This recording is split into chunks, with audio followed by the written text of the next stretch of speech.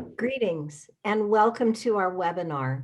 My name is Professor Ann Karagosian, and it is my pleasure and privilege as the inaugural director of the Promise Armenian Institute at UCLA to welcome you to our first joint event co-sponsored with the UCLA Armenian Students Association. The title of today's webinar is After the Second Karabakh War, Reenvisioning the Diaspora, and will involve commentary and the fielding of discussion questions by two well-known scholars, Dr. Vicken Cheterian of the University of Geneva and Webster University, Geneva, and Dr. Razmik Panossian of the Kalis Gulbenkian Foundation. Following some initial questions and discussion, there will be a Q&A session with questions posed by our Zoom audience members.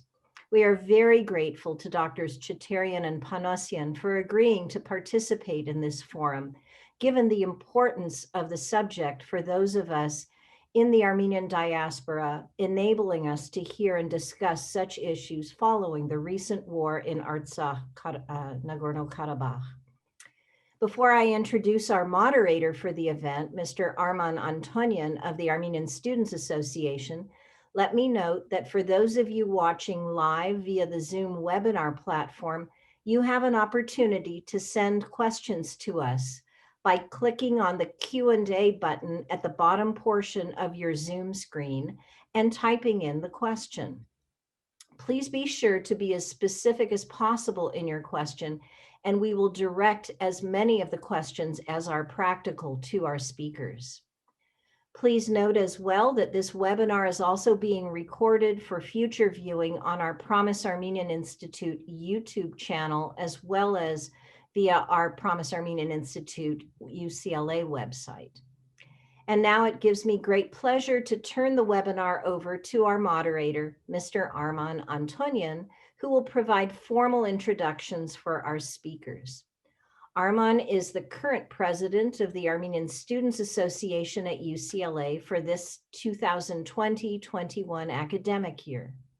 Just this month, Arman earned his bachelor's degree in history from UCLA with a minor in Armenian studies.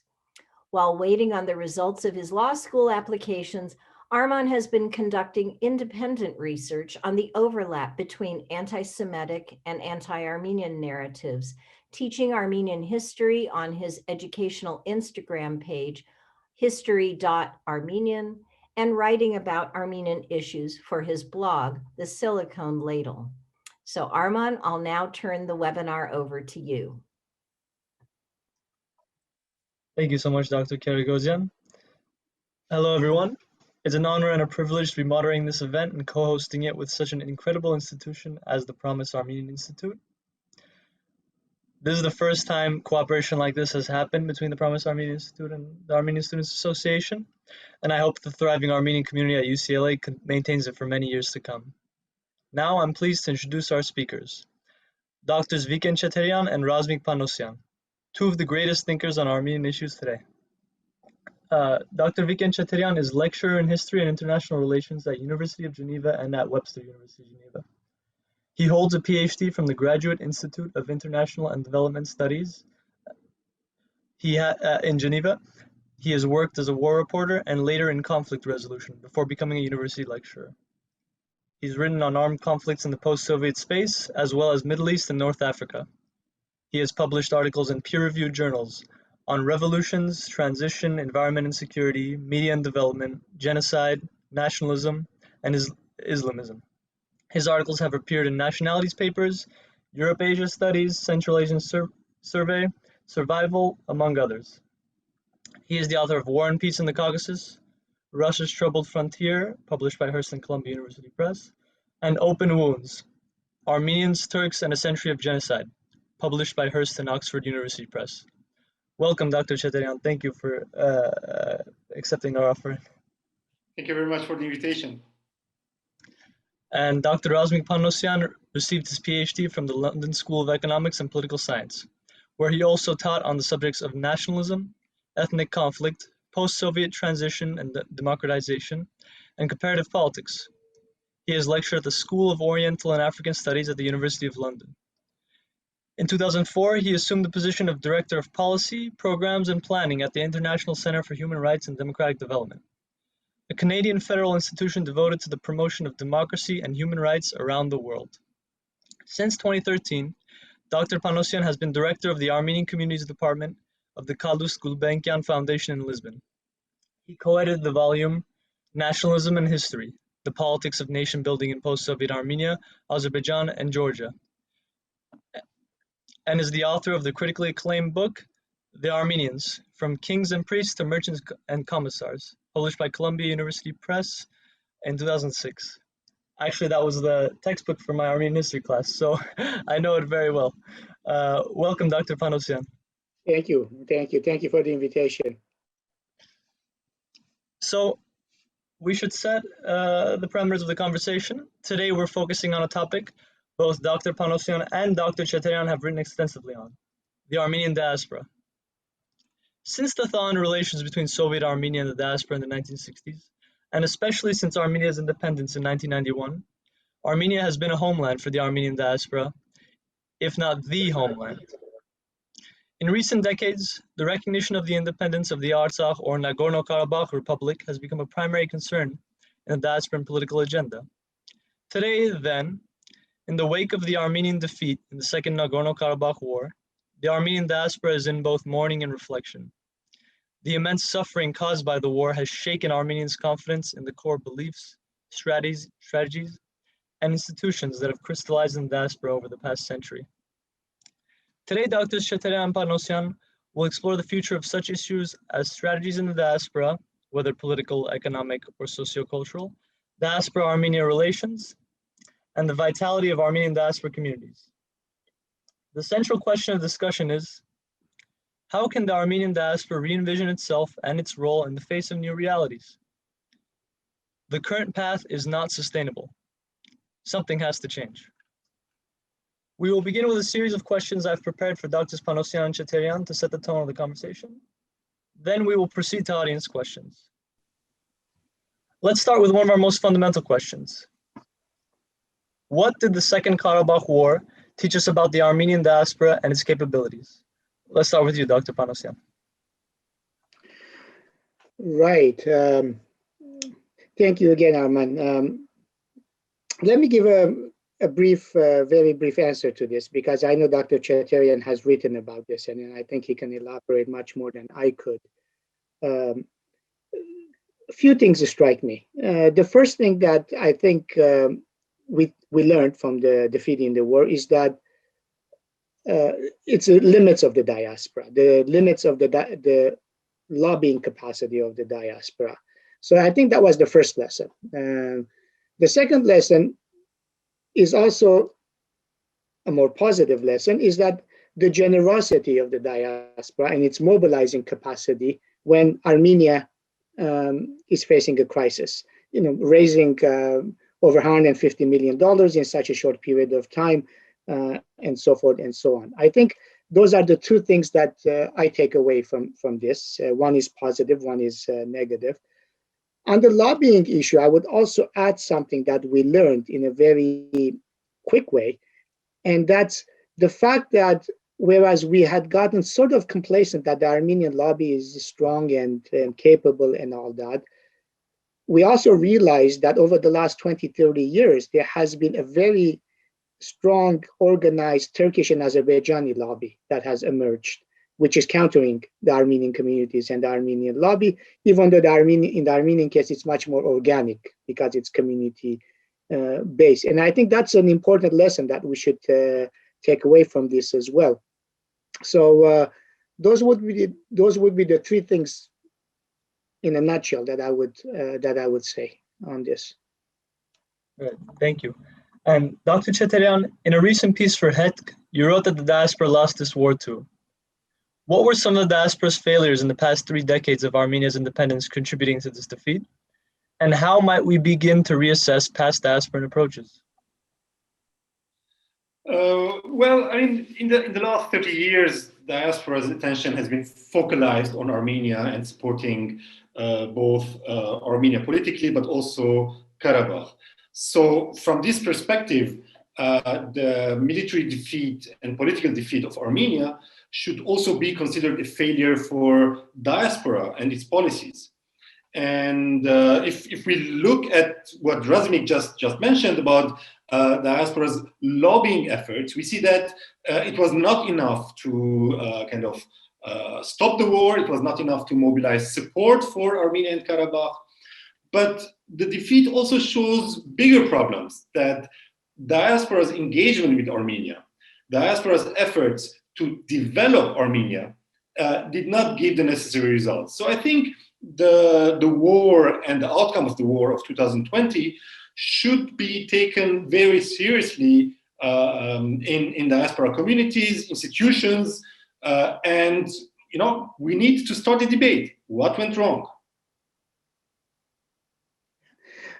If I can add one more thing to that, Arman and Vicken, in terms of the lobbying, we also realize, I think, that if the lobbying efforts, if the mobilization objective is not within the overall context of the overall norms of the international community, you don't go very far.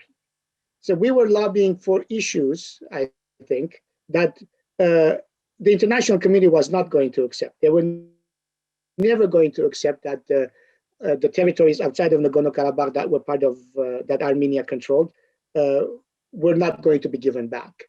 And so I think one of the limits of the lobbying efforts was also understanding that we cannot push for, the lobby cannot push for things that the international community just cannot accept for whatever reason. I'm not saying it's right or wrong, right? It just wouldn't accept that. And so I think we came across or against the wall thinking, why are they not supporting us, without realizing that they have always made it very clear that this was not on their agenda.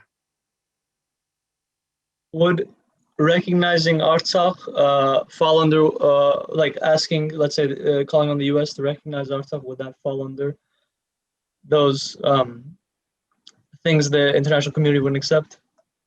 In my view, yes, more certainly, yes. I don't know what Vicken thinks, but yes, the recognition of Artsakh. Well, before the war, when, before September 27, 2020, Artsakh was not very clear what it was. I mean, did we talk about the Nagorno-Karabakh autonomous region of the Soviet period, where the majority of the population were ethnic Armenians? Did we also consider the 7 districts that were completely or partially under Armenian military control, which in the Soviet times had ethnic non-Armenian majority? So the problem with the Armenian position was that those issues were mixed and it wasn't very clear.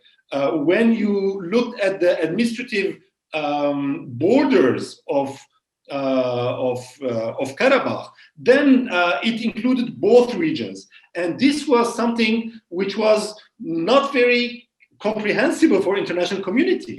So were the Armenians pushing for self-determination, or were the Armenians pushing for territorial annexation? And on this, there was no clear answer. And the confusion didn't help. Thank you. So moving to the next question. On the fundamental existential question of diaspora. So some Armenians argue that living and acting in the diaspora is useless for the Armenian nation as they define it. The argument tends to go as follows. Every diaspora community is going to largely assimilate in a few generations anyway, so the best or only way to make lasting impact is to move back to Armenia, start a family there, work there. In previous works, both of you have pointed out that Armenians maintain thriving diaspora communities without a state for many centuries, from Istanbul to Madras, from Jerusalem to Tbilisi, but things feel different in recent decades, as diaspora Armenian language production seems to have plummeted, and as many diaspora communities have withered recently. How would you respond to this argument, this line of thinking? And let's start with Dr. Panossian. Oui. How would I respond to that argument? I would say you're wrong. You're very wrong in arguing that. And I think I would say you're wrong on several levels. Let's start with the current reality. Despite this rhetoric of everyone should go to Armenia, and somehow, and I respect that, several thousands have gone, and much more from Aleppo and the Middle Eastern communities, for example. But if we look at the facts, I mean, the Armenian Diaspora Survey had a question about this regarding the connections between diasporans and their connection to Armenia and Karabakh. And 55% of 3,000 people surveyed around the diaspora, 55% said that they had no connection to Armenia or Nagorno-Karabakh. And 24% said they had friends, some social connections, and 21% had family. So it doesn't correspond to reality on the first hand. And 4%, thankfully a low number, 4% said that, the issue is not important to them, and only 1% have a business or economic interest in Armenia. So all this rhetoric, basically the facts do not bear it. So on that level, reality check. Historically, as you mentioned, our modern national identity was shaped in the diaspora, in Tbilisi, in Constantinople, in Bolis, in St. Petersburg. These were the intellectual centers that made who modern Armenians are, the intellectuals there. We tend to forget in the 1920s, diaspora leaders and institutions actually built the diasporan communities and identities on their own. Kachik Tololian calls them governments of exile, and through education and their visioning and ideology. Sociologically, I think it's irresponsible attitude when 2/3 of your population lives outside of the country and you declare them as about to disappear and unimportant. What kind of a message are you sending, right? I mean, it's the 2/3, even more. Politically, I mean, we talked about lobbying. Politically, whenever there's an international crisis, we turn to the lobby in order to, advocate for Armenia. Economically, both historically and currently, innovation has tended to come to Armenia from the diaspora. Today, look at TUMO, AUA, the IT sector. All these new ideas have come largely from diasporans. The printing press historically has come from diasporan Armenians. Culturally, I mean, diaspora, the established diaspora, post-genocide established diaspora has a very unique culture that's rooted in Western Armenian. The day we lose that, it's the day that the genocide succeeds. We lost the land, we lost the territory, the buildings, the churches, etc., and then we lose the language. And finally, just this morning, I would say, I was reading an article about demographics in Armenia. It was called The Demographic Catastrophe. The current Armenian population is about 2.9 million at best, realistically 2 to 2.5 million. It's projected that at the end of the 21st century, that number might be 1.5 million and less, because the reproduction rate is so low in Armenia. It's 1.6 instead of 2.1 children per woman. So this, along with the selective abortion because of sex, because of girls and boys ratios, all these demographic issues, and makes you realize that, the country is in a serious situation, and yet we're turning and saying, oh, the diaspora is about to disappear. Historically, it hasn't. Communities have assimilated, have disappeared, but the diaspora as a whole, like mushrooms, you squash them someplace, they pop up somewhere else, right? So for 1,000 years, this has been our history. And yet we turn to that and say, it's finished, let's all pack up and go to Armenia, without realizing that whole idea is a social construct that was made, that was propagated during the Soviet period. It was a Soviet ideological construct. And we don't critically engage with these things. So for me, I think it's a very, very irresponsible position. I'm not saying the homeland is not important. I'm not saying Armenia is not important, far, far from it. But I'm saying don't cut the branch on which you're sitting. A couple of thoughts from my side. I think Armenians are essentially a diasporic community. I think we know the diaspora part of the Armenian experience much better than the nation-state part of the story. Armenian nation-state is something very new, and there we have very limited experience. We do not know how to run nation-states. We are just learning how to do that. I mean, Armenian nation-state emerged in 1918 only. Armenian diasporic experience has deeper and wider roots. And it's very strange that we kind of disregard, we think that our diasporic experience is of no value, and the limited experience of nation-state building is something of value. Me, I would argue the contrary. I think what Armenians have to contribute to,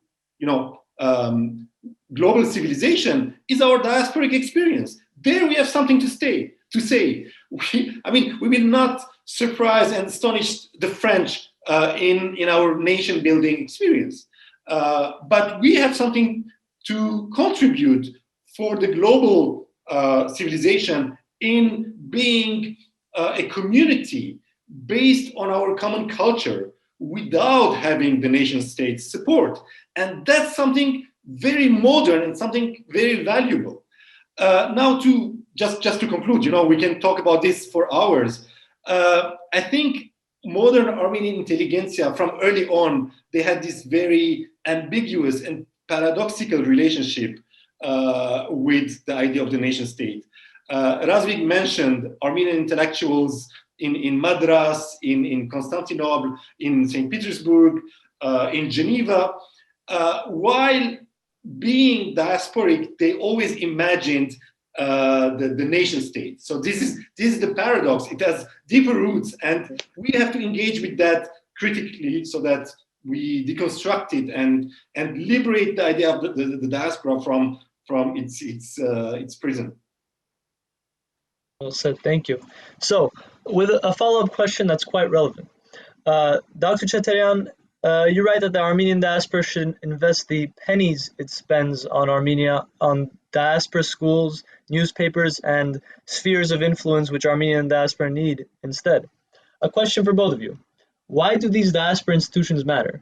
Does your money go the furthest in Armenia? Doesn't Armenia need our pennies more than ever? Let's go to Dr. Cheterian again. Yeah, I mean, my argument is that diaspora institutions tried to invest in modernizing, rebuilding Armenia by supporting projects from giving subsidies for cultural activities to building roads, and I think this is absurd. Apart from the early years of independence, when there was the earthquake, when there were refugees pouring into Armenia, there was the war in Karabakh. Of course, in these early 90s, up to 95 maybe, it was very important to contribute, to send humanitarian aid, to send cash money. But later on, this money going to Armenia did not make big difference for two reasons. First, because Armenia already had money.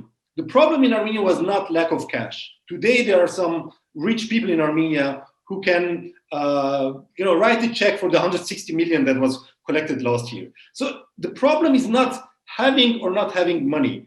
The problem is having or not having a modernizing reformist project. That's the critical point.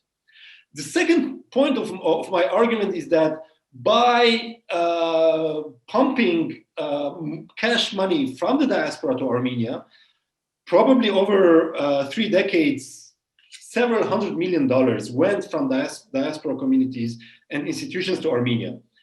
It means that the same amount of money was not invested in diaspora institutions, schools, newspapers, sports clubs, political structures, innovative ideas, supporting writers, translating books, etc., etc. And as a result, today the diaspora with its institutions is much poorer than where it was 30 years back. Just one example to illustrate. In '92, when I first went to Armenia as a young journalist, there were two newspapers in Armenia which were very famous and very modern and very professional. Artsakh, which was set up by the Ramgavar party, and Yergil, which was set up by Cheterian. Today, we know that Armenian media has huge problems. But in the diaspora, we don't have the equivalent of modern journalism to go and support Armenia's media to identify where is the problem and to propose solutions. Thank you. And oh, sorry, Dr. Panossian, were you going to speak now? No, I don't have anything to add. I see. So why is it important that that diaspora has these schools and papers and so on? Because that's the diaspora. I mean, what is the diaspora? Diaspora is not an ethnic Armenian living in, I don't know, Glendale. That's not a diaspora. Diaspora is the sum of the institutions of the diaspora. And that's our richness. I mean, when we go back and read the history of, for example, Ottoman Armenians, just go back and discover the intensity of civil society institutions these communities had, not just in Bolis, not just in Constantinople, all over these cities. They had associations to encourage reading. They had associations to give reading lessons to migrant workers from the provinces. And it's the sum of those institutions that makes a diaspora. And if we don't invest in our institutions, then we will lose our culture. And in the diaspora, that's it. That's what we are. We don't have territory. We don't control territory. Armenian diaspora is equal to Armenian diaspora culture and institutions and intense network of civil society constructs. And if we don't take care of that, then there's nothing to add, that's it. I mean, just to add to that, it's an obvious point. Institutions matter because without institutions, you don't have a community. So institutions matter. The question then is, what do you use those institutions for? Why are they set up? What is the vision of those institutions? I think that's a very important question as well. But it is through those institutions that we have built and maintained a diasporan identity. And so if we're going to disassemble those institutions, we're not going to have anything left, because without institutions, we're just individuals. And once individuals pass away, then it finishes, right? So, and I think that's why those institutions matter, be they the schools, the churches, the sports clubs, whatever they are. And if you think of it as I used before, the expression of governments of exile, Torolian's term, we do have one place in this world where diasporans control some territory, and that's in Burchamut, Lebanon. It's a small neighborhood, but nevertheless, it is run like a government of exile, for good or for bad. And if you look at the Los Angeles community, the Fresno community, the Montreal community, the various diasporan communities, the hub tends to be a certain group of institutions or rival institutions. And that's why I think it's crucial to maintain those. Thank you. So how do you two envision more effective diaspora Armenian engagement? Dr. Cheterian, could you elaborate on your concept that you've written about discussing partnership between the diaspora and Armenia instead of the strategy of the diaspora sending pennies to Armenia? In a time when Armenia is in desperate need of good governance, should diasporans have a greater stake in Armenia's political and economic affairs? When we look the 3 decades of Armenia diaspora relations, we see that it was this relationship was run by Yerevan. And when we look at the 4 leaders of Armenia since its independence, each one of them tried a different policy towards the diaspora. But eventually, it can be summed by saying that they invited the diaspora to send money, and they also did not encourage the diaspora to have a say in Armenia's affairs. Now, if we agree today that we are in front of a disaster, last year's disaster, then we need to re-articulate this relationship. And my suggestion is that the diaspora cannot help Armenia unless Armenia has a project to modernize, a project to reform its institutions.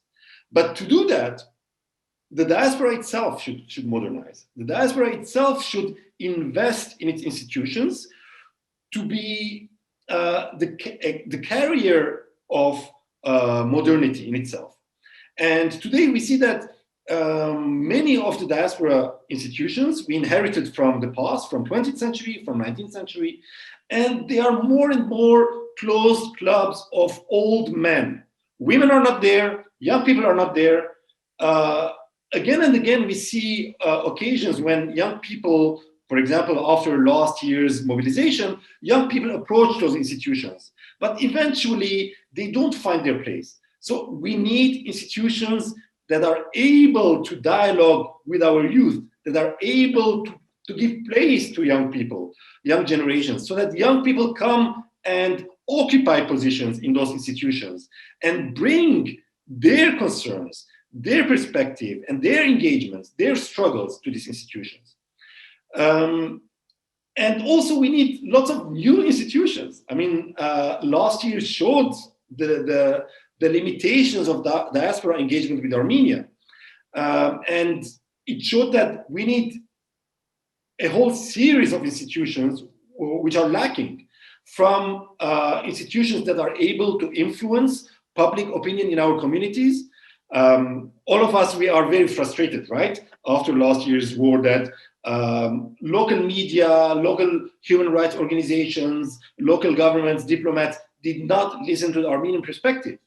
But at the same time, we do not have the capacity to analyze why did our message fail to reach its destination.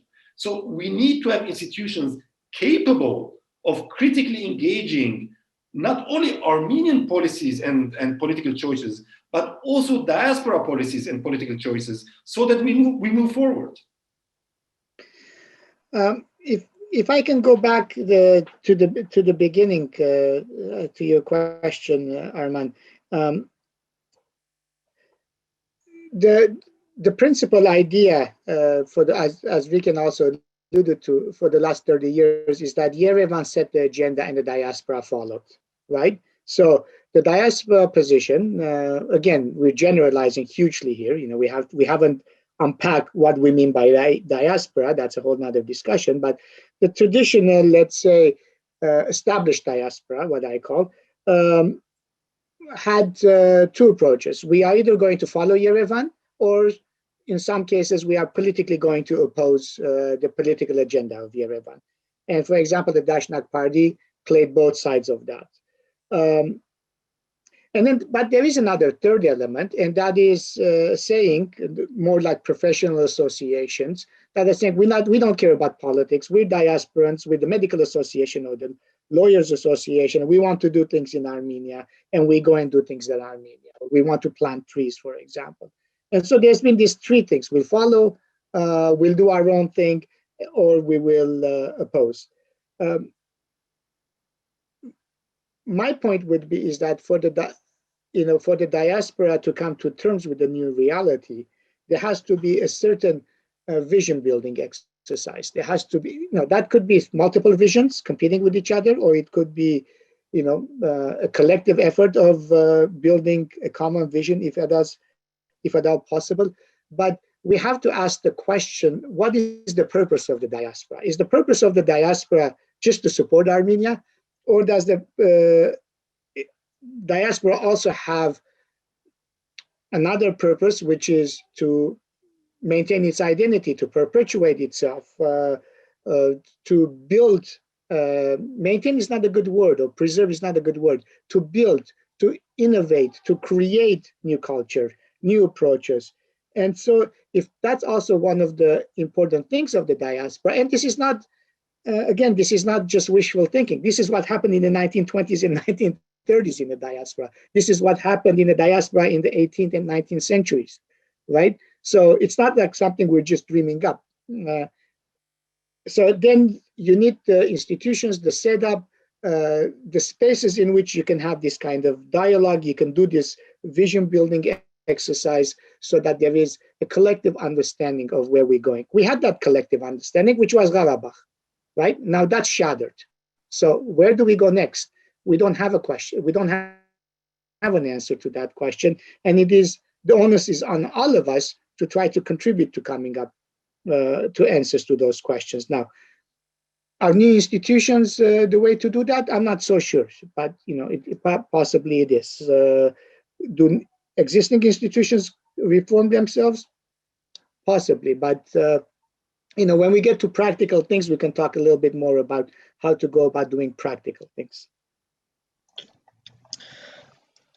So our next question will be on just that, on how would Armenian institutions, how would the former Armenian diaspora leadership reassert, which seems to have been in retreat in the past few decades, as both of you suggested, how might it reassert itself? Whenever you've gone to the point where you're just close clubs of old men, where do you even start rebuilding those community ties? Yeah. Well, we come sort of to the youth question, I suppose, because that was one of the things that Vicken also mentioned, and that's we tend to treat younger people as saying, "This is the way to be Armenian. Now follow me, and you can be a good Armenian," right?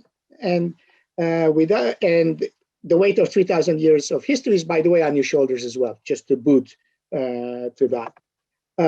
We must have the humility not to assume what younger people want and ask them. It's like, how do you see the future of the Armenian people? Come and tell us, we'll listen to you. And not just say, this is the way to be Armenian. And so, toe the line or not. And they'll come for one or two events and then they'll leave, as it has always been for the last several decades. So I think one of the building blocks is to rethink the engagement with younger people and listen to them and look at the things that they're interested in. So, that's one thing that I would say. And then Vicken, I'm sure, can continue much more on this. I think we should start by reclaiming our diaspora identity. We said earlier that in the last 3 decades, the idea that being Armenian and the survival of our Armenian identity can happen only in the nation state that is Armenia. And I think we should move away from this idea. We should reclaim our diaspora identity. We should say that being diasporic is beautiful.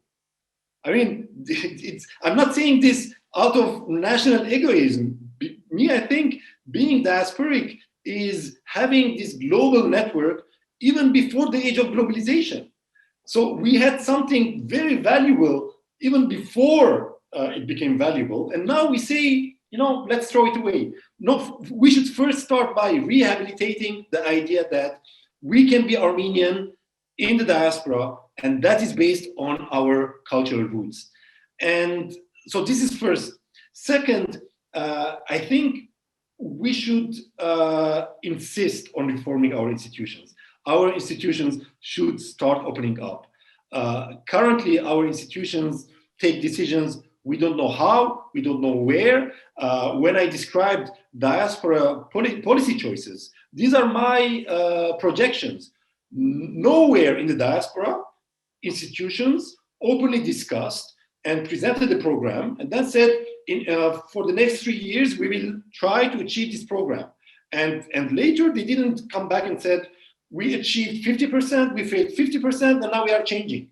So we need this kind of institutional mechanisms. And third, I think young Armenian diaspora communities need to insist in having a voice, and not just simply say, okay, we tried to come to an event organized by the old generation, we didn't like it, we move on. I think there is a value in what we inherited as a culture and identity, and we need new creative ways of linking both with our roots and the past, and also moving forward. And I think this is also the responsibility, not just our generation, but also next generation. I want to add something to that. You know, Vicken said diaspora is beautiful, which we agree, but we must also be realistic and recognize how foreign that concept is in Armenia, right? Where the nation state paradigm dominates, where diaspora is seen as a problem that is supposed to be withering away as less Armenian because of this or that or the other thing.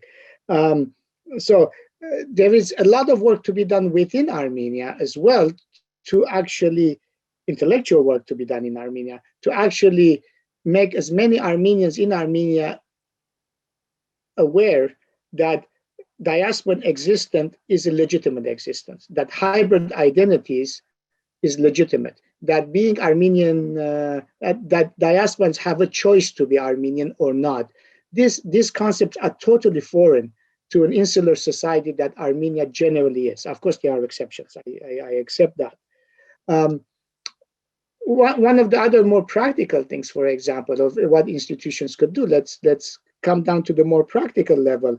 I'll give the example of one thing. I don't want to talk about Gulbenkian programs. It's not the space to talk about that. But one of the things that we recently did is we started a creative culture program in Lebanon.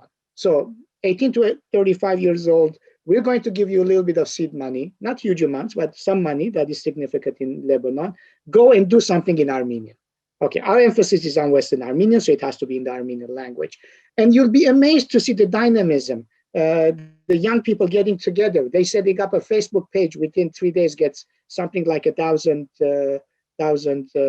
likes and followers and things like that. So there is appetite for this. There is a desire for this. There just isn't the opportunity to do it. Again, if we stop lecturing younger people about their identity and giving them an opportunity to express their identity, you'll be amazed to see how much creativity there is out there.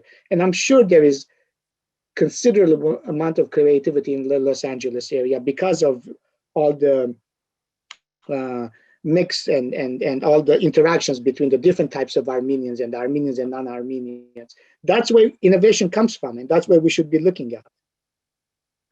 Yeah. Thank you to both of you, and I like what you guys said about youth, especially it being part of the Armenian youth myself. So let's turn to diaspora political movements. Dr. Cheterian, you stated recently that the Armenian genocide recognition movement has not taken us anywhere politically. The same, as we discussed, applies to the campaign to recognize Artsakh. But genocide recognition, which is probably the biggest political project of the diaspora for the past half century, is very tough to re-examine and think critically about. Because marching for recognition on April 24th is a core tradition of Armenian diaspora life, and it's the primary mode of political expression for many diasporans.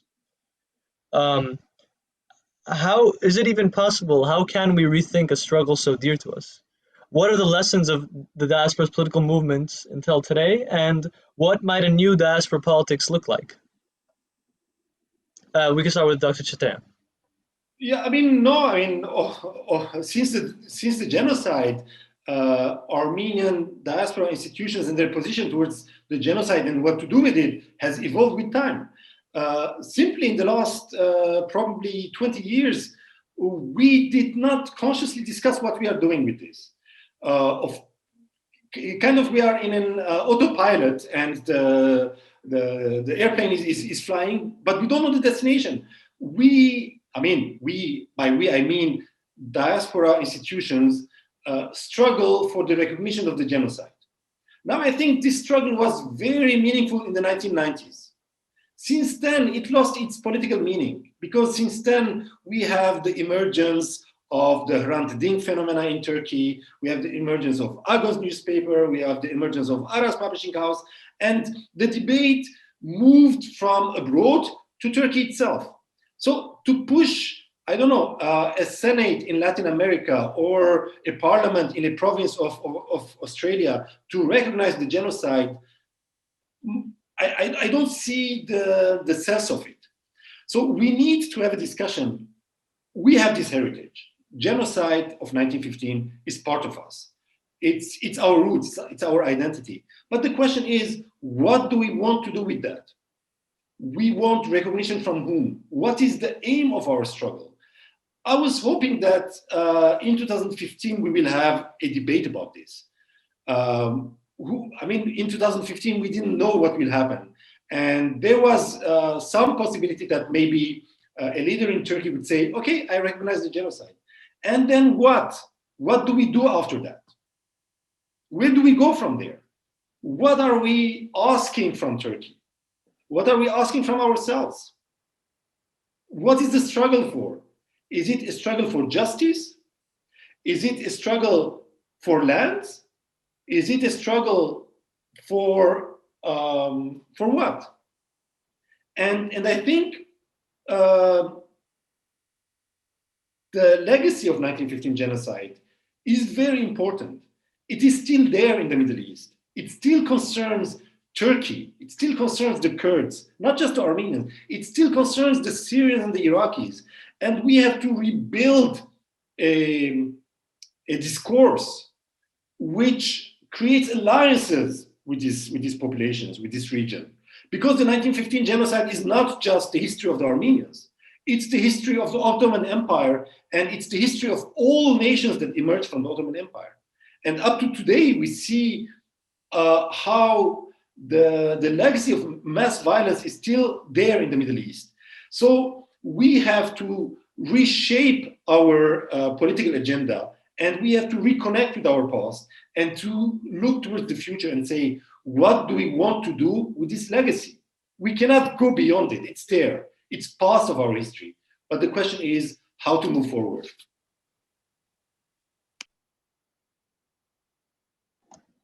Any comments, Dr. Panossian? No, I think we can cover all the basics there. So no. Awesome. Okay, so one final question, and we'll move to listener questions. So we're often told that we need to be unified, especially during the war. We said, but in general, like there's a sentiment that the Armenians need to be unified. But how useful is the concept of Armenian unity? Does the Armenian diaspora need to be unified right now? Why or why not? Starting with Dr. Panossian.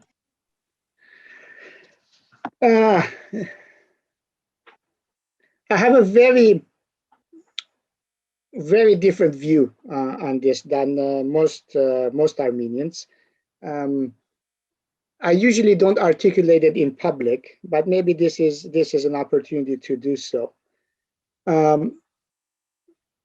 We love to quote Charents, Yerishe Charents, "Ով հաջողվուտ քո միակ փրկությունը քո հավաքական ուժի մեջ է."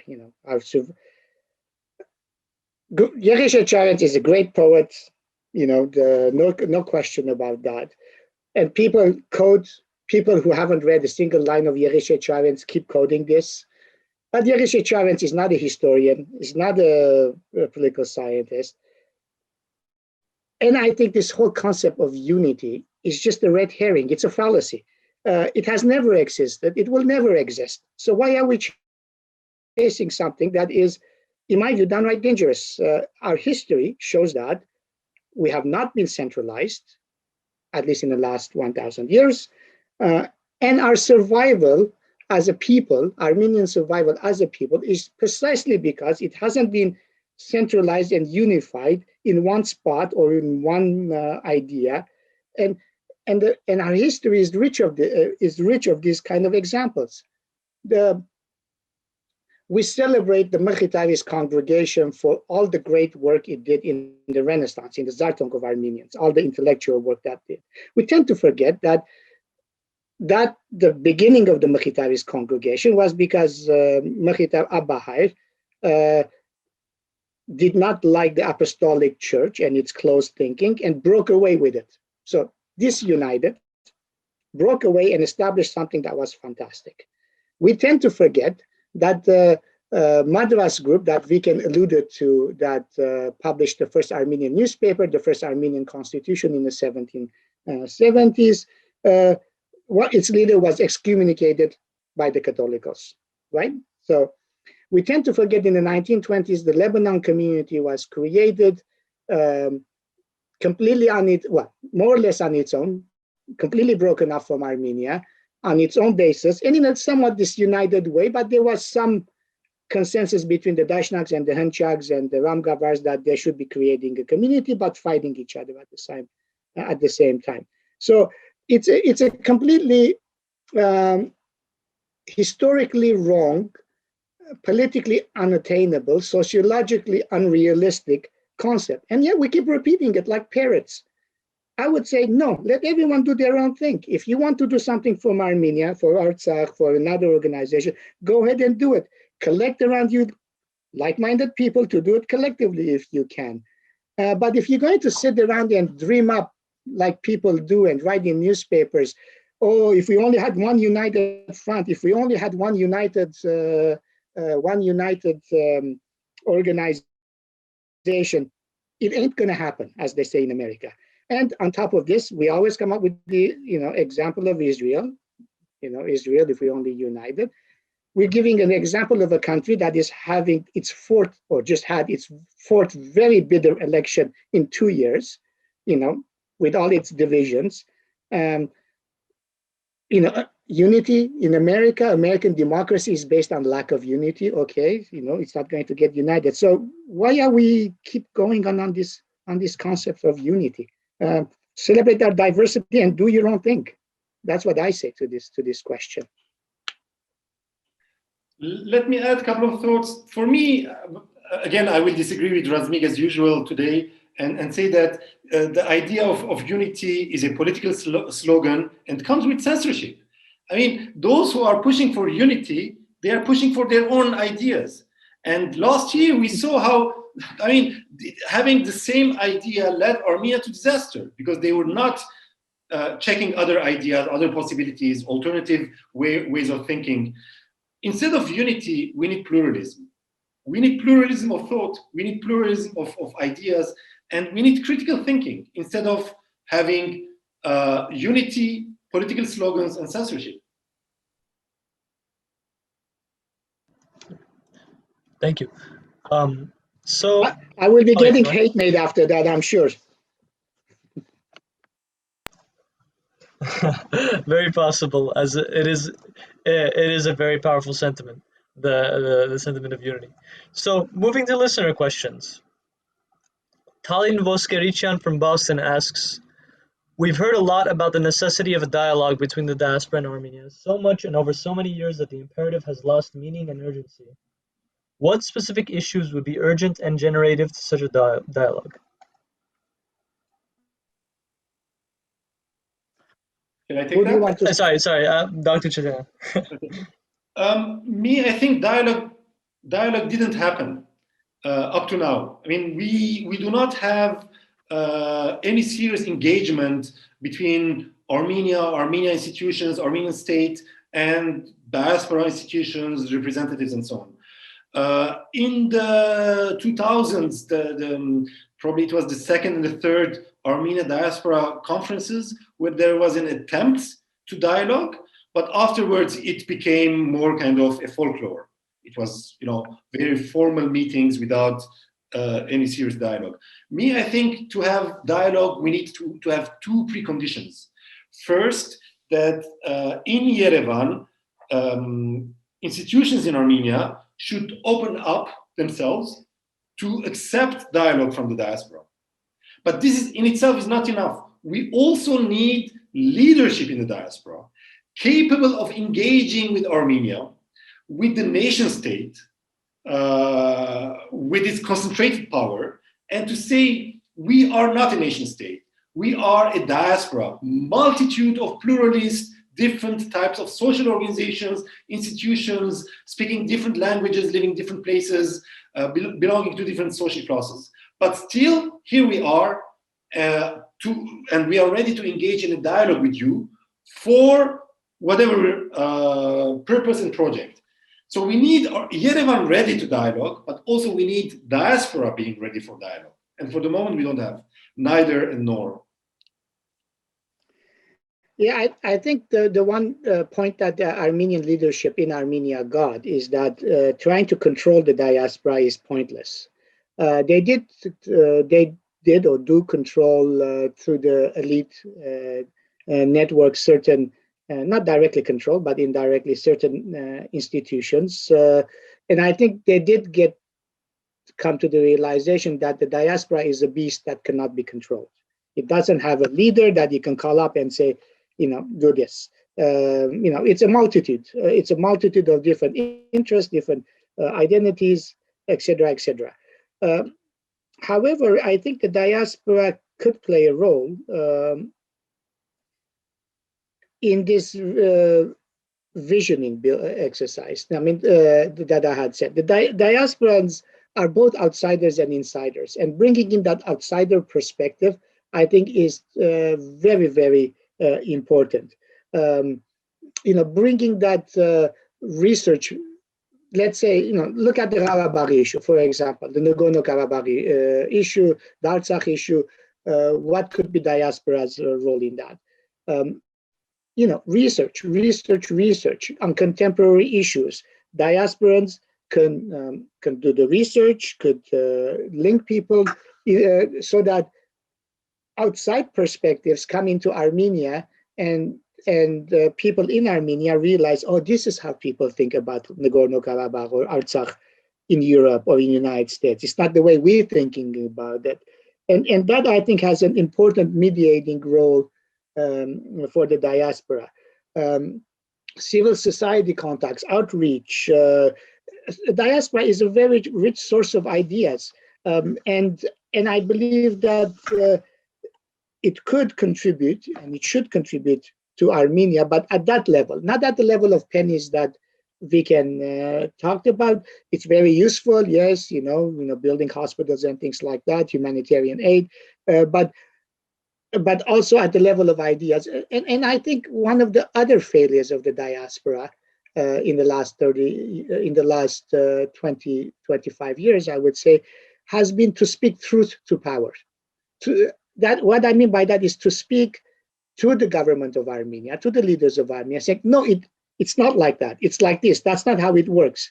And not in a politically partisan way that is happening, all the time, but to say, you're getting it wrong, Mr. President, Mr. Prime Minister, or, hopefully one day, Mrs. Prime Minister, you're getting it wrong. And this is how it should be. And that dialogue hasn't taken place because diasporan leaders have said, yes, sir. Yes, sir. You want to abuse human rights? It's okay. We will not wash our dirty laundry in public because amote. It shouldn't be like that. It should be, no, this is not acceptable. And I think the diaspora, if it goes in that direction, it'll be doing a huge favor to Armenia in the long run. In the short run, it will be quite uncomfortable, I must say. Thank you so much.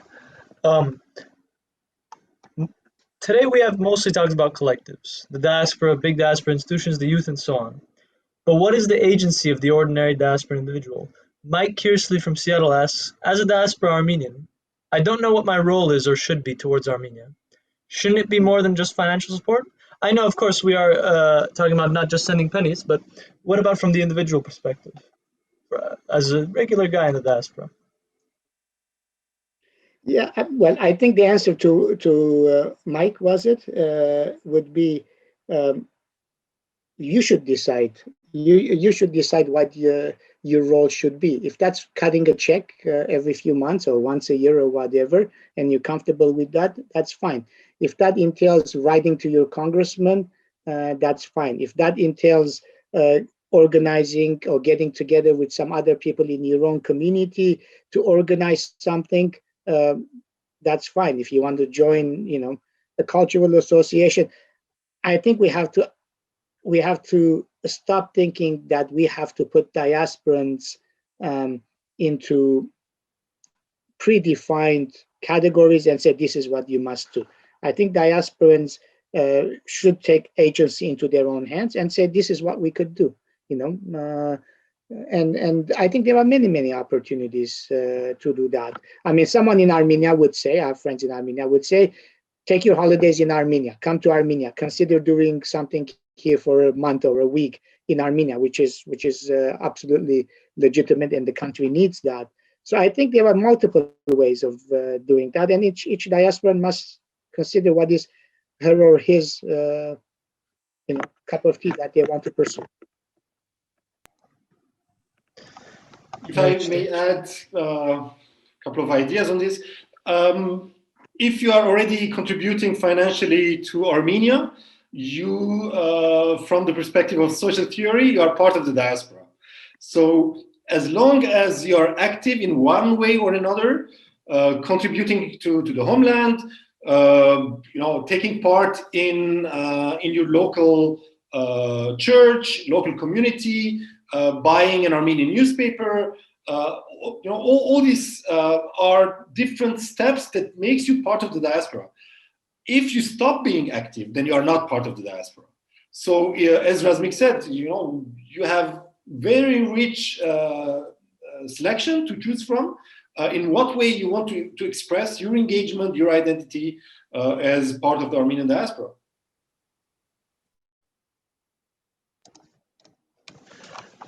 Thank you. So next question from Alan Whitehorn. I believe this is in reference to the Artsakh conflict. He asks, was there a danger from diaspora nationalist rhetoric without having to live with the dangerous consequences of military overconfidence and territorial ambitions? We can start with Dr. Panossian.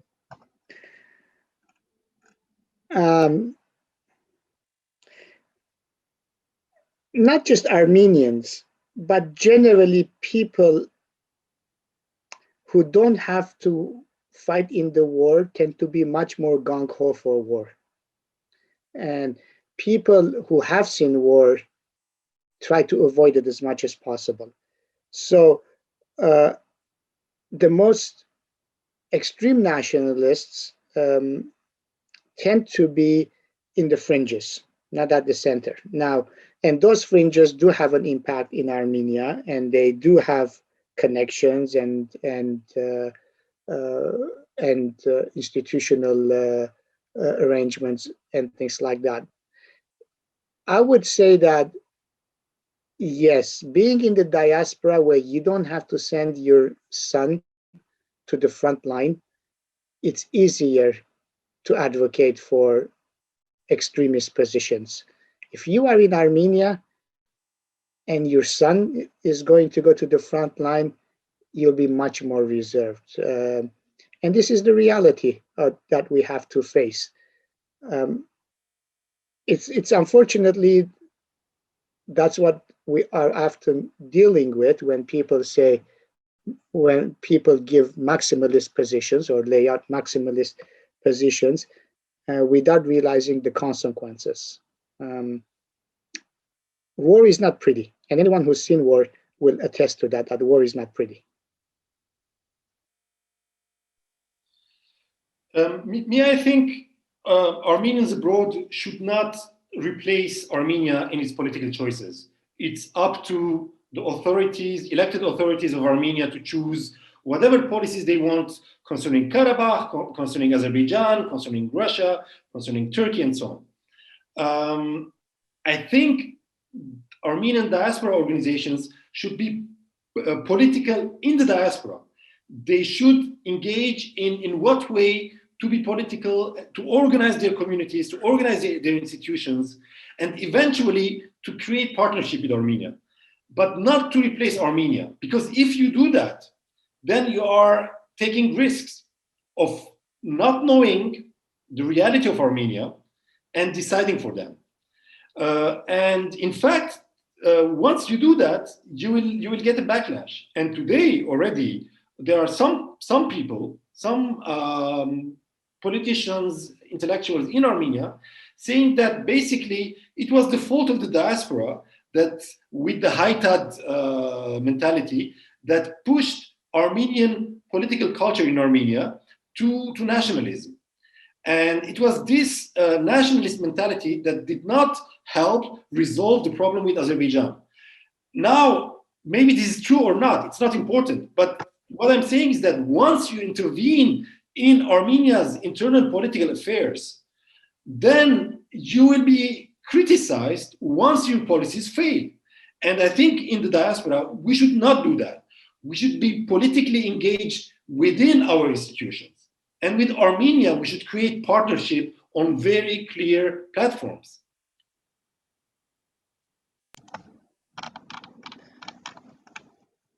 Next question from Dr. Antonyan. She writes, thank you so much for this rich discussion. If we conceptualize diaspora as a collection of professional networks, i.e. Doctors, lawyers, environmental advocates as delineated by Razmik, she writes, how would you assess the capacity of these networks at an aggregate level to contribute to state building in Armenia?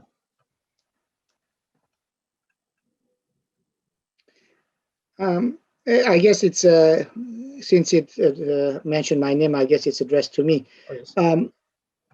Are they building state networks or state capacity, or are they building civil society capacity? I think in providing services like doctors, for example, certainly are increasing the state capacity because the health sector tends to be the responsibility of the state, of public institutions. So I cannot point out to a specific study where I would say this has been the effect, but I think altogether this have been somewhat effective in doing two things: in increasing some capacity at the local level, but also being that linkage and bringing some new ideas and some new approaches into the relative domain in which they are active, be it health or be it whatever. You know, for example, planting trees that the Armenian Tree Project does has a direct bearing on greening of Armenia. It's supposed to be the responsibility of the state. Okay, so it's chipping in. How effective it is this in general? I'm not sure. I think it is. I'm not sure in the sense that I don't have data, but I think it is. Has it been effective at the level of government, i.e. the capacity building of government by having foreign experts going there? I certainly think not. I think the Armenian government institutions have been systematically avoiding listening to outsiders, be they Armenians or non-Armenians. So I don't think there's any impact there, at least to date. Again, to continue Razmik's argument, I think Armenian state, but also civil society institutions have been largely conservative and have, for the last 30 years, resisted the influence of the diaspora. Because when we look at how institutions developed in Armenia, we see that the diaspora is there. From the side of the diaspora, there are many initiatives. But those initiatives have been evolving at the margin of Armenia society. Just let me give you 3 examples. The American University of Armenia was diasporic initiative, but this initiative didn't go to reform the Yerevan State University. It went to create a small island next to the education system and university system of Armenia. A second example. Modern technologies. It's been 20 years we're discussing this in Armenia. But again, the idea that in the diaspora in California, there's so much potential. Again, Tumo was created as a small island next to Armenia's institutions, not as part of it, not as part of the school system, not as part of the Ministry of Education program. CivilNet, another example in the media. Again, it's an island on the margin. So that's why I was saying diaspora impact on Armenia will remain marginal as long as Armenia remains conservative, as long as Armenia doesn't want partnership, and doesn't want to open up its institutions for modernization. If Armenia decides to go in the modernization path, if Armenia decides that it wants to reform its institutions, then I think the diaspora can play a much bigger role in this field. I think we can. I would not disagree, but I would add something to this. These islands, be it AUA, CivilNet, and TUMO that you mentioned, you cannot deny the fact that these islands have had tremendous impact in the spheres in which they're operating, right? There's a whole there are generations of Armenians that got degrees from AUA, and one would think, and I do know this at a personal level, that the thinking is somewhat different. Sometimes it's not. Now, CivilNet does indeed have a following in Armenia, tens of thousands of following, and you would think that it has changed the mentality of some people, some viewers. But yes, generally they're islands, and but they are. I wouldn't dismiss them as not having influence. I would say yes, they did not reform existing institutions, but nevertheless they did, and they do have, I think, influence in Armenia, especially in civil society. Do they have influence in government? Probably not. But I think in civil society, to some degree in academia, they do have influence. Let me give one example. Since the early years of Cheterian as president, in Armenia, they are talking about digital technologies being part of Armenia's, governmental plans and so on and so on. I was looking at the numbers. In 2019, the official turnover of the sector in Armenia was $400 million. Peanuts. Let's compare this with another country, Belarus. Lukashenko, that we don't like, he's a dictator, he's a bad guy. Lukashenko in 2015, he launched a state program of encouraging modern technologies. He created a technopark and so on. 2019, same year, turnover in Belarus was 3.51 billion. So I think if you want to really engage in serious work, you can do that. And you can invite experts from the diaspora. If you need finances, you have bankers and financiers in Geneva, Zurich, New York, London, who will find you markets and investors. But I think what we had in the last 20 years was lots of slogans, lots of unity, but institutions didn't open up. As I said, TUMO, and there are many initiatives like TUMO, but they remain marginal. And we know that the Polytechnic Institute in Yerevan needs major reforms to become a powerhouse. So just one example. Vicken, the elephant in the room here is that a lot of these big companies that would invest in Armenia would look at that in Armenia and they would say, wait a second, there is a brewing on-off conflict here. And so does it make sense for us, to be present here? So you're right, you're absolutely right on that respect, but I think we should also be clear that because of an unsettled conflict with Nagorno-Karabakh, big money, big capitalists, be they Armenian or not, would look at Armenia and would say, I'm not so sure if it's worth investing in this small country because I'm not so sure about that. And again, it's difficult to come up with evidence with this, but anecdotally, I remember a conversation where a very prominent and wealthy diasporan Armenian went to the Minister of Foreign Affairs at an event and said, this is about 10 years ago, and said, damn it, solve this Karabakh conflict so we can bring serious money into this country. And so when you hear conversations like that, you realize that those people who are sitting or who can be the key to the hundreds and millions of euros or dollars are, be they Armenian or non-Armenian, are somewhat skeptical of any country, not just Armenia, of any country that they don't think would be in the long run stable. And I think we should own up to that very sobering thought and not turn it into a political fight or anything like that, that you're for or against Nagorno-Karabakh. But this is the thinking in international capital. On that note, a very interesting exchange. Thank you. I had saved a question in the pocket for when the time came, and it seems like it's now. Dr. Cheterian, previously you've written articles calling for Armenian and Azerbaijani diasporas to talk to each other. Do the two of you see, but that was in 2019. I'm not sure if you've written since the war on that. Do the two of you see Armenian and Azerbaijani dialogue as possible today in light of the war and inter-diaspora fights of 2020? How might the diaspora contribute to a just peace in the Artsakh conflict, if at all? We could start with Dr. Cheterian. Yes, absolutely. I mean, I believed so in the past, in the 1990s, and I was very vocal about this, very engaged. I personally worked for years to create possibilities of dialogue between journalists, social scientists in Armenia and Azerbaijan and elsewhere. And I believe so also today. I think, anyway, dialogue will happen. I think after the war, if there are no secret negotiations today between Baku and Yerevan, they will start soon. And my point is not that.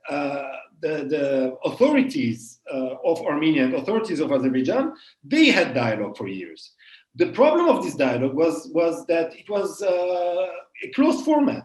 Only a handful of people, the two heads of states and their foreign ministers, knew about this dialogue.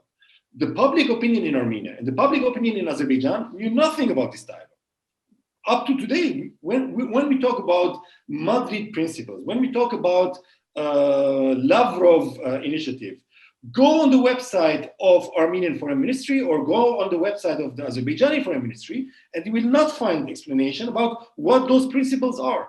So basically, we have a deficit of information concerning those, diplomatic negotiations, and the public opinion in these two countries, they are in the dark.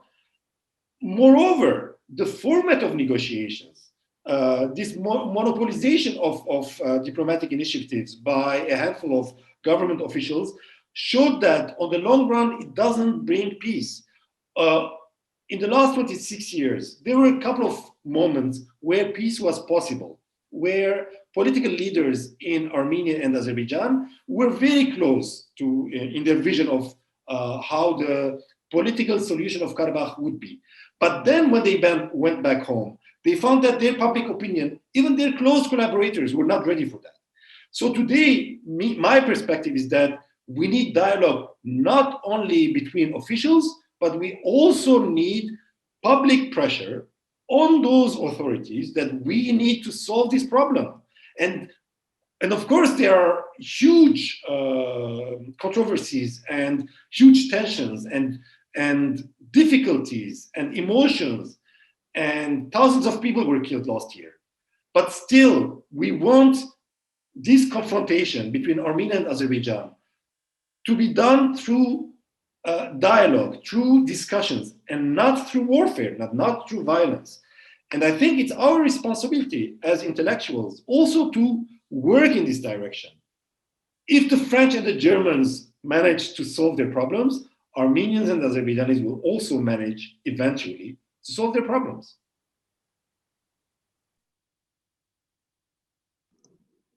Would you like to add anything, Dr. Panossian? No, I think we can sum it up very well, so there is nothing to add on that. Yeah. Okay, awesome. So moving to Anne Demirjan's question. How can we recognize failure and correct it moving forward? What type of joint forums can we establish to review and reform institutions? Journalistic, educational, public sector reform, climate change, public leadership, and so on. Vicken, you want to start? Yeah. Go ahead. This is, it's asking for examples, I suppose, how to do this. And I don't know if I have any specific examples that I could point out to. I think there could be some useful well, I guess the relationship is between Armenia and diaspora and not Armenia and Azerbaijan. There, some elements of bringing expertise in, for example, to Armenia, giving them the space to, do their work, passing that expertise into Armenians. But we also have to be careful there that it doesn't come across that, oh yeah, we know how to do things, let us teach you how to do things. And that's absolutely wrong. I think there has to be a certain degree of, these are the way things are done in this sector, whatever that sector is in such and such a country. There might be useful lessons in Armenia as well, or there might not be useful answers. I don't think the problem would be at the civil society level. I think those relations are already, there are some relations there, not necessarily extensive, and civil society in Armenia does not have a hang-up to reach out to diaspora institutions. I think the problem would be to convince Armenian government institutions that they should open up. And I know there are initiatives on this. I think the Ministry of Diaspora, not the ministry, the High Commissioner, excuse me, the High Commissioner for Diaspora has a plan like this. I don't know if it has started or not, but they had a plan like this to bring in expertise to come to Armenia. I did see the ad for it, so I did see it. But then we were faced with the problem of, is an expert in the diaspora who has a family or has responsibilities and is earning, let's say, reasonably well salary, going to leave that and go to Armenia for a month or 2 months or 3 months? But there are different ways of doing it. So I don't have a set answer. So I don't know, or an example that I could say. But I'm sure if people put their minds together, they could come up with not huge, pan-national program, but small programs, and start small and then build on it. My take would be to start a culture of dialogue. I think in Armenian institutions in the diaspora, but also in Armenia, we have we need this culture of dialogue. Just to give you an example, in the last few years, there were a couple of occasions when I was invited to conferences. And so people contacted me and they said, hey, Vicken, do you want to talk? We are organizing a conference on this issue. And then I said, yes, with pleasure. But I have a very critical take on this. And then they said, no problem, of course. Eventually, I was not invited. Eventually, they organized the conference and they had all people agreeing on whatever it was. And their ideas were not confronted with critical ideas, and eventually it became slogans. And this attitude was very dominant, not just in Armenia, but also in the diaspora. And in Armenia, it became like a race who's going to say we are maximalist on Karabakh, which eventually was strategically absurd and disastrous, because since 2016, we knew that Azerbaijan wanted a second war, and Armenia jumping into it was, strategic mistake. But anyway, the political thinking in Armenia was who's going to be more maximalist than the other. It didn't help. So now we need a culture of dialogue, a culture of critical thinking to say where we went wrong in our small institutions, in our small community, but in our overall thinking about all these big issues we discussed today, about being Armenian only in Armenia and not in the diaspora, about the Karabakh conflict, about the path for Armenia's development, and what's the place of the diaspora in this modernizing project of Armenia. On all these issues, we need both dialogue, but also we need a high dose of critical thinking. And I think we should also go somewhat to first steps and have a lot of important text in the West that we take for granted that have encouraged this kind of dialogue in the last 30, 40, 50 years in Western academia, to translate those into Armenians. Because one way of actually encouraging this kind of change of attitude has to be organic, has to be people reading, the critical texts that have led to profound shift in thinking in Western circles. Texts like Edward Said and Michel Foucault and things like that, which have not been translated into Armenian, translate those. And I'm mentioning this because we're engaged in this kind of program. And so it's important to actually not just sort of do it at the level of let's get together and talk, but also do it at the level of fundamental change in the academic culture of the country. And that comes from reading this kind of literature, which has not been read in Armenian. Very well said. Very fascinating perspectives. I hope this can be one of the stepping stones towards more dialogue in the diaspora, this event.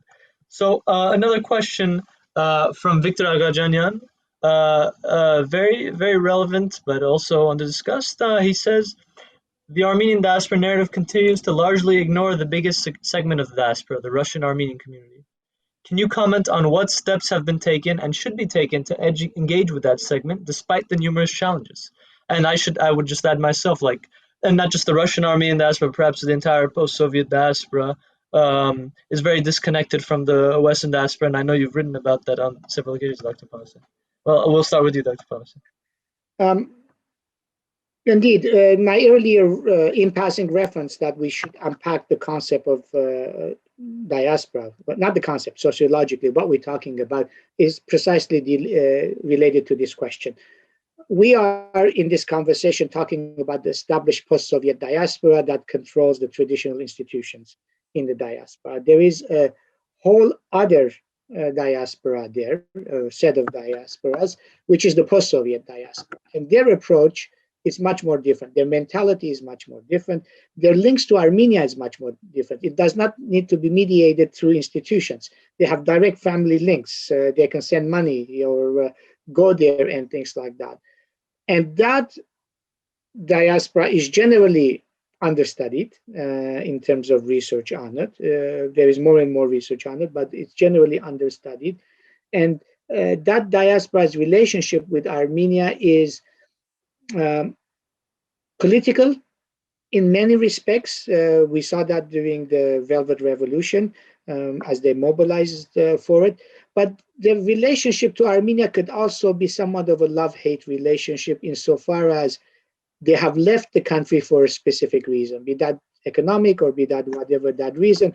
And therefore, the attachment to the country, on one hand, is much more direct, but it's not the traditional established diasporas think that, oh, it's the homeland, and therefore we should feel guilty if we don't support it. There is a whole element of work to be done between that diaspora and established diaspora in terms of at least coordinating their efforts. I would never say unite, because they would not. It's not a question of unity, but to at least coordinate their efforts. And on that, I would say one final thought is that diaspora takes for granted Eastern Armenian as a language, as their language. I think within a generation or two, they're going to be in the same position as established diaspora, as they recognize that, oh my God, we're losing the language, and our kids are losing the language, especially in Russia, because there are no day schools in Russia. But it'll be very interesting to see how that, in the next 20, 30 years, how that diaspora evolves vis-a-vis its own identity issues. They're not so preoccupied with identity issues as established diaspora is. I think they will be in about 20, 30 years' time, not now. It's also, as I said, their attitude towards institutions, their attitude towards Armenia about politics is very, very different. But then again, me here sitting in Lisbon do not need to tell you this in Los Angeles, as you see this on the streets of Glendale before COVID on a day-to-day basis. It's not just about the Russian Armenians. I think there's a series of communities in the post-Soviet countries. For example, in Ukraine, there's a very important Armenian community there. Not only a community which has been formed recently, like people out migrating from Armenia, but there are layers over layers over layers of Armenian presence in Ukraine, from Crimea, right? The Kaffa community, which was a very important merchant community, which when the Ottomans occupied Constantinople, Mehmed II brought Kaffa Armenian merchants by force to populate Constantinople. When you go to Western Ukraine, when you go to Lvov/Lviv, at the central place, you know, very, very close to the central square of Lviv, there's the Armenian street and the Armenian church. When we go east, when we go to Uzbekistan, Uzbekistan has very important and very old Armenian communities. When you go to Samarkand, there's an old Armenian church there. And this community has a very different root. Very often they are originally from Karabakh, often having passed through Baku to go to Central Asia. And this is the beauty of the Armenian diaspora. It's layer over layer all over the world with different languages, with different experiences. Still, there's this connection being part of the diaspora community. Absolutely. Well said. So I'd ask next question from Rachel Rosenberg. She writes, I am a grad student in peace studies at Notre Dame and served as a Peace Corps volunteer in Javakh. I was wondering about what I saw as a change in the narrative around the Artsakh War that emerged from young Armenian American activists on Instagram and Twitter. Many of these activists were using language drawn from critical race theory and colonial theory. But as you say, most diaspora institutions are not in touch with youth. Do you think we will see some of these activists form their own organizations and potentially seek to influence the Karabakh peace process going forward? Let's start with Dr. Panossian. A very short answer. I hope they do. I certainly hope they do. So, I think, yeah, so I'll keep it short because there are many questions and we're running out of time. So, yeah, I mean, just also to be close very quickly, I hope so as well. I think these new voices are very important because we need to reframe the Karabakh conflict in a new framework. The old framework where two nation states were fighting each other and two nation states trying to solve an ethno-territorial conflict did not really give solution in the last 3 decades. So we need to have new frameworks, new discourses emerging. And we need also to think about Karabakh not as a unique Armenian problem, but as a part of a universal problem. So let's see how other people are solving these kind of problems and see how relevant those post-colonial, postmodern, whatever theories that you have can be used in the case of Karabakh or not. I think we need to reshuffle the cards after 2 wars by now.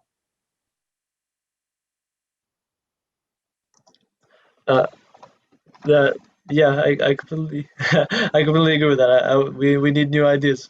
So I will ask a question that is from Andemirjan and related to one from Stephanie Kundakchan, so it's rather popular. She writes, Armenia has a poor record involving women in public policy issues. We are lagging far behind neighboring countries, Georgia and Azerbaijan. How can we involve the 50% of the population to participate meaningfully? I guess maybe how can the diaspora be involved in that engagement? Should I start, Arman? Oh, yes. Yeah, okay. A very good question. There are time and tested mechanisms through which this can be done, and it should be done. Research shows that when women are involved in public policy and politics, societies tend to be more prosperous, economically more developed, more peaceful, and so it's a no-brainer. And from international development approaches, it's a no-brainer. How to do that? There has to be a series of approaches. At the level of law, one could come up with for example, electoral laws that give a certain proportion or a certain percentage of seats in parliament to women. And I know that the new political party law in Armenia that's being considered has provisions for this. I don't know what the details are, but it has provisions for this. That's at the legal level. At the level of civil society, I believe there are many initiatives that relate to women's issues, women's rights issues, and encouraging those is, I believe, very important, and it should be considered. The most difficult level that needs to be done is the cultural level, and the cultural level, without the bedrock of that cultural shift of mentality, the other two don't really work all that well, and that is much more difficult to do, and it's long-term approaches, and it does come from reading of global literature, reading of experiences of other countries and of other women. That the role of the Armenian woman is not to have babies in order to prepare soldiers to fight in Nagorno-Karabakh. That predominant thinking needs to be challenged. Some women, some NGOs do challenge that thinking, but needs to be challenged much more systematically. And the diaspora can play a huge role in this because, in general, not always, in general, women in diaspora, at least in Western countries, are much more open, are much more feminist, are much more participatory. And I think they should play a role. They could play a role, and they should play a role in that process. So yes, there are ways of doing it, but as we've been saying, community leadership is conservative, and if the ladies' auxiliary is preoccupied by making cookies in the kitchen, that's the other side of the diaspora, that it's not necessarily that desirable to be exported to Armenia, if we want to use the term of exporting. Just to add on that, we must not only give lessons to Armenia. I agree with the remark that Armenia needs to give more space to Armenian women in especially political and public institutions. Armenian women are very active. I mean, the problem is not that. It's the institutions which are conservative. But what I wanted to say is that we need to do the same thing with ourselves. Within diaspora institutions, we have the same problem here. So before lecturing Armenia, we need to reform our institutions. We need more women and youth participation so that we give examples to conservative institutions in Armenia to reform themselves based on the model we are presenting here. So an interesting question from Leila Alieva. She writes, "Thank you so much, and happy to see both Dr. Cheterian and Dr. Panossian." She makes 3 points. First, she says, nation state might have at least one advantage, as it may develop the citizenship-based identity, unlike the ethnicity-based identity in the diaspora. So she's referring to our earlier conversation of centering identity on diaspora or versus the Armenian nation state. And then she asks, would you consider system of a down group as a well-modernized diaspora institution? And her third point or question is there anything positive the nation-state community gives to the diaspora? I suppose it is a two-way influence. We can start with Dr. Cheterian. Yeah, thank you very much for the question. I don't think that the diaspora identity is exclusively ethnic. I can imagine non-ethnic Armenians taking part in Armenian sports clubs, Armenian political lobbying efforts, Armenian cultural activities, and while being ethnically non-Armenian, from this perspective, they become part of the Armenian diaspora and its culture and its activities. So for me, it's not ethnicity which makes the diasporic identity, it's the institutions and especially participation. Now, concerning nation state and diaspora, of course, nation state is very important, but my take is that the emergence of nation state predominates the relationship with the diaspora. Because a nation state, especially the modern state, is such a powerful instrument, because it concentrates power so much in the hand of a very small number of people, very small number of institutions. And next to this, the diaspora, of course, is not centralized, it's pluralist and so on. But symbolically, for the diaspora, the nation state and the idea of the state and the idea of the territory has always been very present and very dominant. And my argument is that, especially with the emergence of independent Armenia after the collapse of the Soviet Union, the balance shifted too much towards the nation state. And now it's time to kind of create an equilibrium between the two. Because my understanding is that Armenianness includes both experiences, the nation state, but also the diaspora. And I insist on the diaspora part. Yes, citizenship of a nation state could be more, could be broader than ethnicity, ethnic identity, whereas in the diaspora it's ethnic identity. In the case of the Armenians, I don't see much division here, because Armenian sense of identity is profoundly an ethnic, ethno-national or ethno-religious identity. And so I don't think it makes that much of a difference. It is, you know, different nationalisms or national identities have different foundations. In the case of the Armenians, it's almost always ethno-national. It's ethnicity based.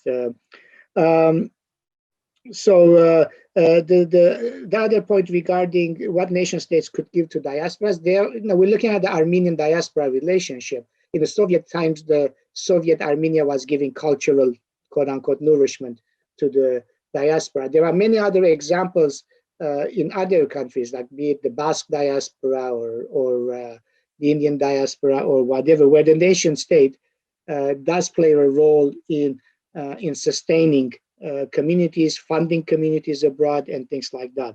In the case of the Armenians, it's this contradictory process where the diaspora is expected to support Armenia, but the source of identity is supposed to be Armenia.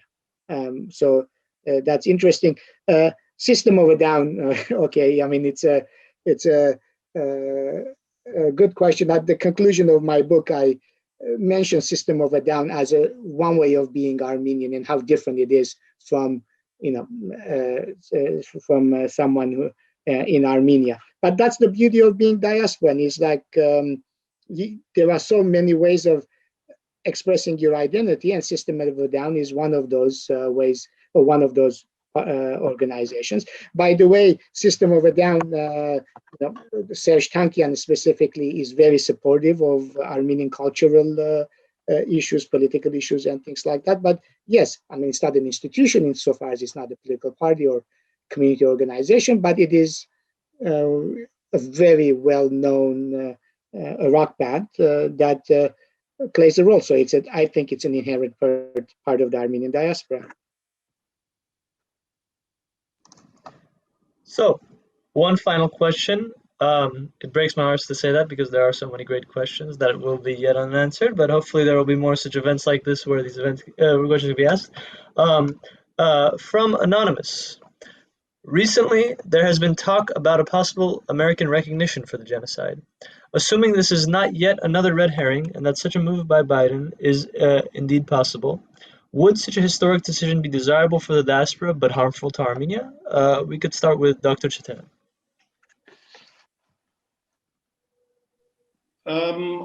Harmful for Armenia, I don't know, but also it depends the conditions in which the new US administration will utter the word genocide. Will it come with strings attached or not? And this, I would argue that it has not much to do with Armenian political influence and Armenian diaspora influence.